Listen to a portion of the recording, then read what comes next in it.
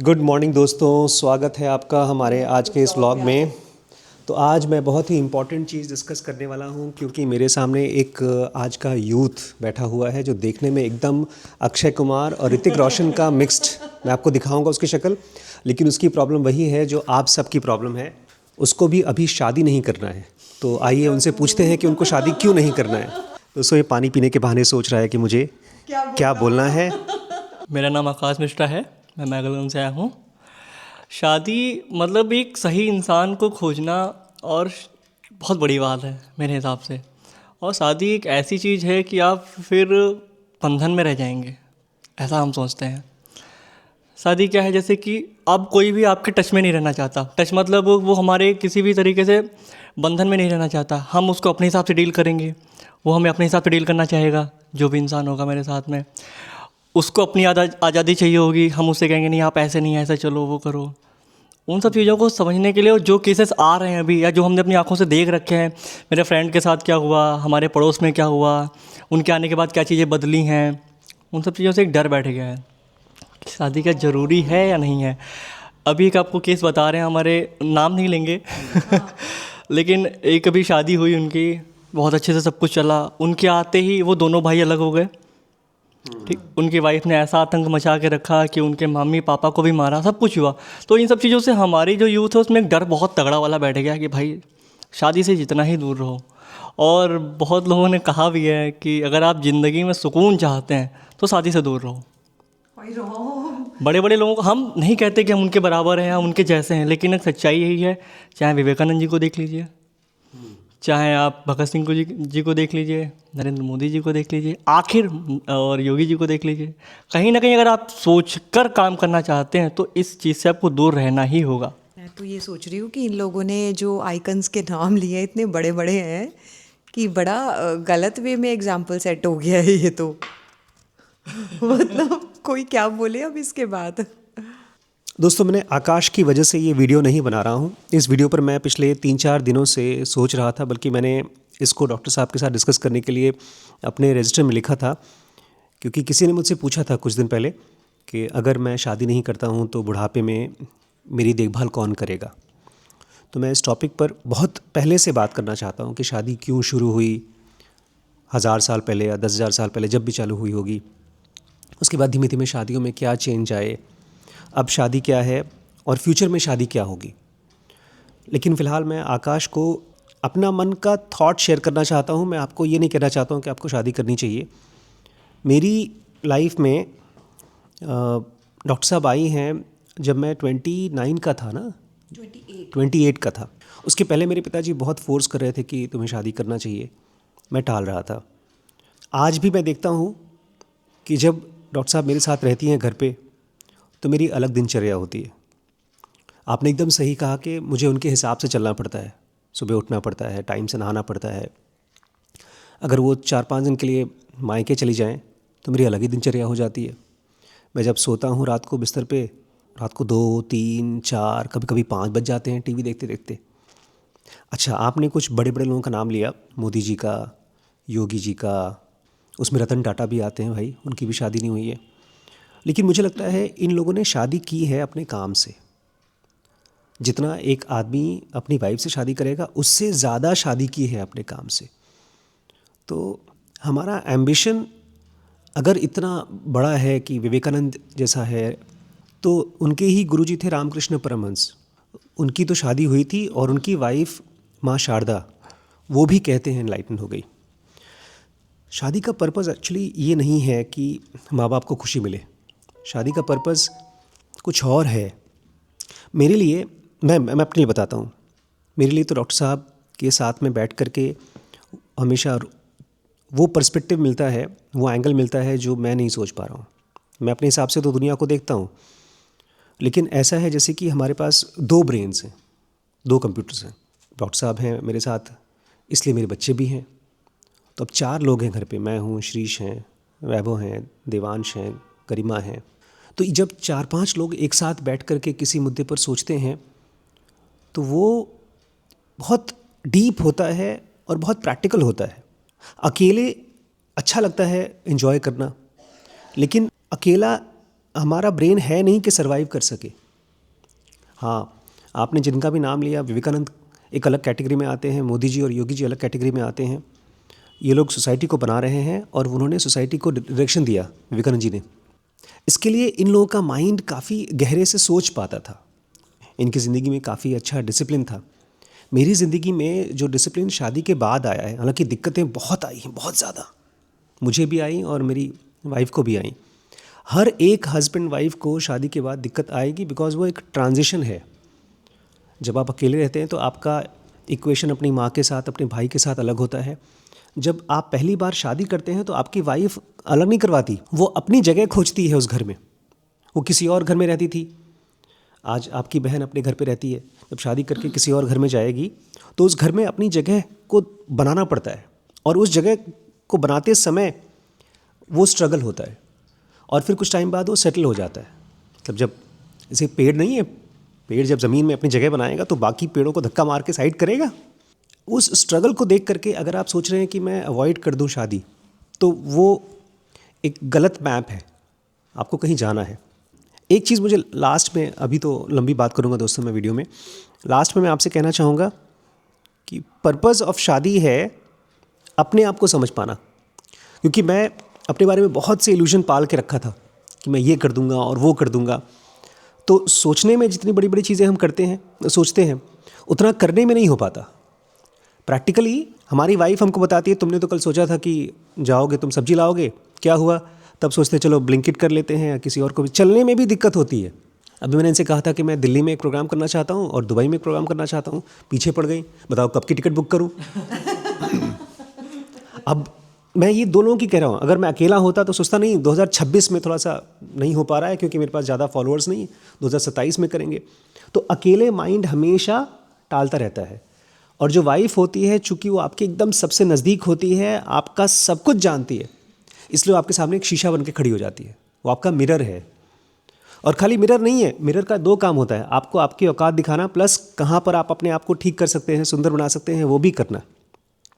आंखों में कचरा जाता है तो हम शीशे में देख करके उसको निकालने की कोशिश करते हैं। आई थिंक आप जो डर रहे हैं ना, वो अभी दूसरों को देख करके अपने लिए डर रहे हैं। एक ये भी है कि पर्सन कैसा मिलता है, मतलब अगर एक अच्छा इंसान मिल गया तब तो आपकी लाइफ जो है और जो आपकी बची हुई ज़िंदगी वो अच्छे से निकल जाएगी।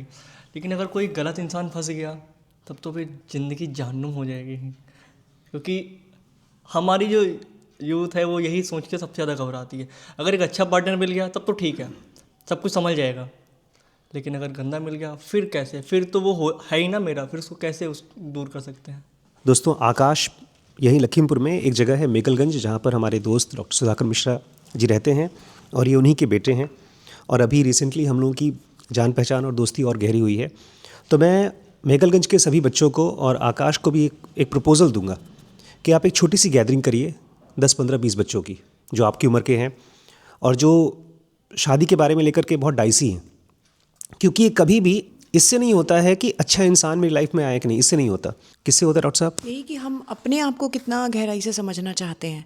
एक रिलेशनशिप जो दो लोगों के बीच में बनेगा, उसके लिए हमको ये मानना पड़ेगा कि वो स्टैटिक नहीं है, रुका हुआ नहीं है, वो पानी की तरह है, बहेगा।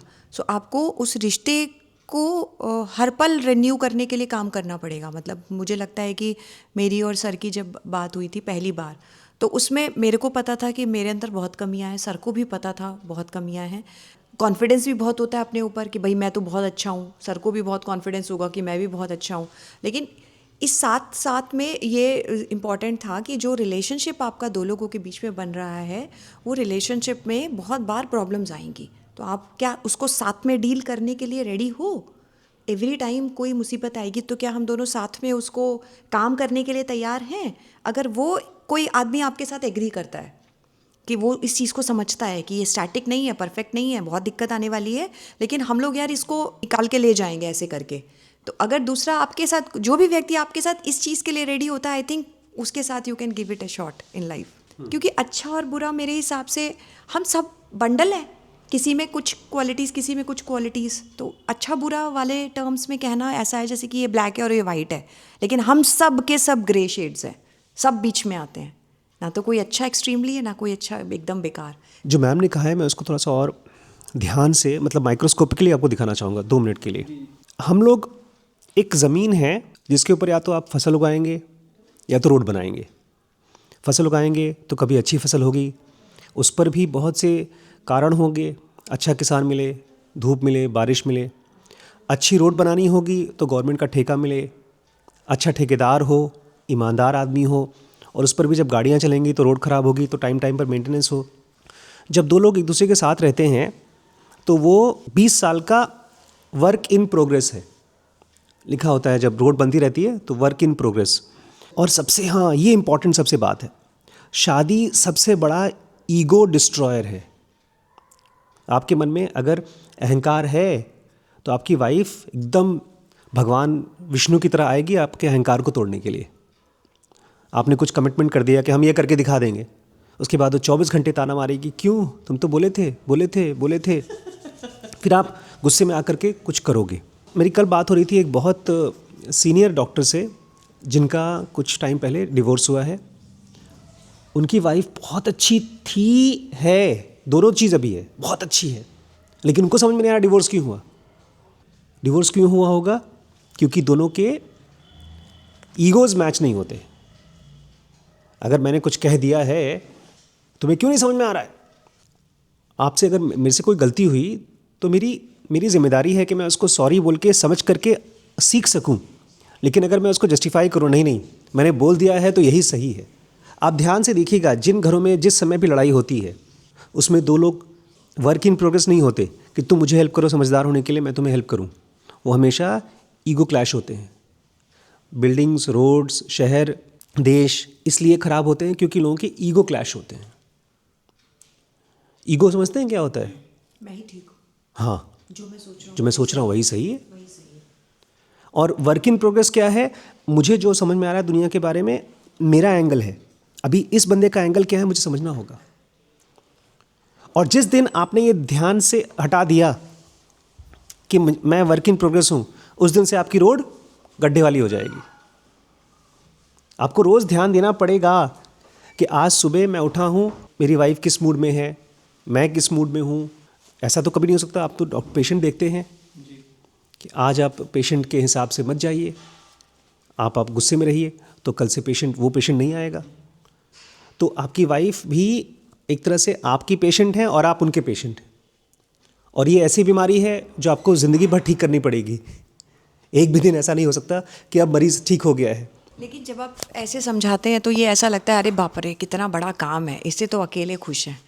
भाई सुकून से चल रहा है सब कुछ, किस लिए लेथन लेना फालतू का? मतलब मैं ही अगर इन बच्चों के एंगल से सोच रही हूँ या अपने एंगल से, झंझट कितना है। जब बिना झंझट के मौत से लाइफ चल रही है तो फालतू का झंझट क्यों पालें सर पे? सेम आंटी ने मेरे मन की बात ही कही है कि जब सब कुछ सही चल रहा है हम अपना काम खुद कर रहे हैं, सब कुछ है, तो एक मेंटली स्ट्रेस लेने का क्या ज़रूरत है? ये चीज़ तब सही होती जब लाइफ स्टैटिक होती। स्टैटिक मतलब रुकी हुई होती। लेकिन अभी हमने डिस्कस किया कि लाइफ क्या है, वर्क इन प्रोग्रेस। आज मेरे पास आए आपने मकर संक्रांति पे गिफ्ट लेकर आए।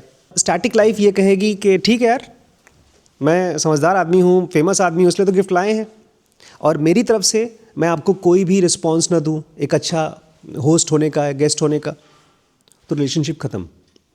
हमारा ब्रेन ऐसा है ही नहीं कि अकेले बस सरवाइव करेगा। पेड़ उगता है, फिर बीज बनाता है ताकि और पेड़ बनाए। ये कंटिन्यूस लाइफ चलती रहती है। शादी की इसलिए ज़रूरत है क्योंकि हमारा ईगो का काम ही है डिस्ट्रॉय होना। जब तक ईगो सॉल्व नहीं होगा तब तक आप विवेकानंद नहीं बन पाएंगे या इवन मोदी नहीं बन पाएंगे। आज मोदी जी अगर उनको लगता, या जो भी समझदार आदमी है तो उनको लगता कि गलत है शादी, तो धीमे धीमे ऐसे नियम बनाते कि जैसे 3 तलाक ख़त्म कर दिया, शादी भी ख़त्म कर दो, क्योंकि उसकी वजह से बहुत से एम्बिशन ख़त्म हो रहे हैं। शादी का पर्पज़ है आपको अपने आप को जानने में हेल्प करना, और प्लस आपकी वजह से एक और बंदे को हेल्प होगी जानने में। देखिए, शादी किसी सोशलिस्ट ने नहीं खोजा था कि यार इससे बड़ा फ़ायदा होगा पैसे का। ये पता नहीं कब किसने खोजा, और आज पता नहीं 5,000 10,000 साल से चलता आ रहा है। इसका मतलब एक बहुत सक्सेसफुल एक्सपेरिमेंट है। दो लोग एक दूसरे के साथ में माइंड शेयर करते हैं, बॉडी शेयर करते हैं, घर शेयर करते हैं, परिवार शेयर करते हैं, इसका मतलब इसके पीछे कुछ होगा। इसलिए जो लोग शादी कर लेते हैं, आपने सही कहा, डिवोर्स होते हैं, लड़ाइयाँ होती हैं, फिर भी 100 में से 10 ही डिवोर्स होते हैं। और वो डिवोर्स वाले भी दोबारा शादियां करते हैं। डिवोर्स वाले दोबारा शादियाँ करते हैं और खोजते रहते हैं शादी करने के लिए, क्योंकि शादी में इनहेरेंटली कोई ऐसी चीज़ है जो आपको ऐड करती है। अगर ऐसा नहीं होता तो मैं भी समझदार हूँ, ये भी समझदार है, हम दोनों बोलते हैं हम अलग रहेंगे। हमको सोसाइटी की वजह से हमको यहाँ पर नहीं बांध के रखा है। शादी तकरीबन ऐसा ही जैसे घर, बाहर अच्छा लगता है धूप में घूमना फिरना, लेकिन सोना तो बेडरूम में, घर पे ही, सुकून घर पे ही होता है। तो जब तक आप ये कह रहे हैं कि मुझे शादी नहीं करना, तो आप कभी घर में गए ही नहीं हैं, आप बाहर ही घूम रहे हैं और आपको डर लग रहा है घर के अंदर गए तो बाहर निकल नहीं पाएंगे, आज़ादी ख़त्म हो जाएगी, फ्रेंड्स के साथ कैसे घूमेंगे। कभी थे हम लोग आदिवासी, जंगलों में रहते थे, गुफाओं में रहते थे, अब तो घर में रहते हैं। इसके बारे में और बातें करेंगे, बट अपने मन में से ना शादी को लेकर के बायसेस को पकड़िए। बायसेस मतलब होते हैं वो चीज़ें जो सच नहीं हैं, सच लगती हैं। हाँ, ये कहिए कि मुझे पता नहीं है। आप हमेशा देखिए क्या करते हैं, एक लड़ाई देखी उसको तो आपने दिमाग में रखा, लेकिन जो 100 अच्छी शादियां हो रही हैं उसको आपने अकाउंट में रखा ही नहीं। आप एक फ़ोन लाते हैं, ख़राब हो जाता है, तो ये थोड़ी बोलते हैं मैं फ़ोन नहीं यूज़ करूँगा। बोलते हैं यार हज़ारों लोग फ़ोन यूज़ करें, मुझे नया फ़ोन लाओ। तो दोनों को रखिए अपने दिमाग में कि फेल मैरिजेस, सक्सेसफुल मैरिजेस। और अपने आप से पूछिए भी कि अच्छा क्या हो रहा होगा, क्यों लोग शादी करते हैं, ये आपका क्वेश्चन होना चाहिए। मेरा तो भाई, मैं तो उनको ये कहता हूँ कि हमारी शादी मेरी 28 साल की उम्र में हुई है, 18 में हो जानी चाहिए थी। नहीं, तब इनसे मुझे बहुत हेल्प होती है। ये अलग तरीके से सोचती हैं, मैं अलग तरीके से सोचता हूँ।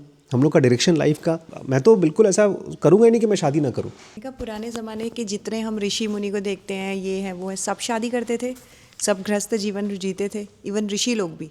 नहीं दोस्तों, पता है क्या होता है, हम लोग जिस चीज़ से डरते हैं उसकी वजह खोज लेते हैं कि क्यों वो नहीं करना चाहिए। और मैं एकदम ईमानदारी से, मजाक से नहीं बोल रहा हूँ, रोमांटिसाइज भी नहीं कर रहा हूँ। मैं इनके साथ जब मिला था तो मेरी उम्र थी 28 साल और आपकी उम्र थी 25 साल।